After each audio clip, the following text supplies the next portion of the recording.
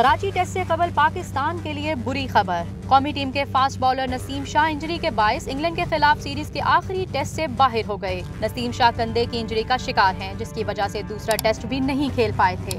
PCB के मुताबिक नसीम शाह लाहौर में हाई परफॉर्मेंस सेंटर में रिहैब पर काम करेंगे। टीम मैनेजमेंट ने नसीम शाह का मुतबादिल तलब नहीं किया। कौमी टीम को इससे कबल star fast bowler Shaheen Afridi और हारिस रऊफ के जख्मी होने की सूरत में भी शदीद नुकसान उठाना पड़ा था और अब नसीम की इंजरी ने टीम की बॉलिंग लाइनअप के लिए मजीद मसाइल खड़े कर दिए हैं। कमजोर फास्ट बॉलिंग के बाइस मुल्तान टेस्ट में फास्ट बॉलर एक भी विकेट हासिल नहीं कर पाए थे, जिसके बाइस सारा बोर्ड स्पिनर्स के कंधों पर आन पड़ा था। ताहम पहला टेस्ट खेलने वाले इब्रार अहमद ने शानदार कारकर्दगी दिखाते हुए इनकी कमी को किसी हद तक पूरा कर दिया था। पाकिस्तान और इंग्लैंड की टीमें आज दोपहर मुल्तान से कराची पहुंचेंगी, जहां एक रोज आराम करने के बाद कराची टेस्ट के लिए तैयारियों का आगाज करेंगी। दोनों टीमों के माबैन सीरीज का आखिरी टेस्ट हफ्ते से कराची में खेला जाएगा। मेहमान टीम को अब तक सीरीज में 2-0 की फैसला कुन बढ़तरी हासिल है।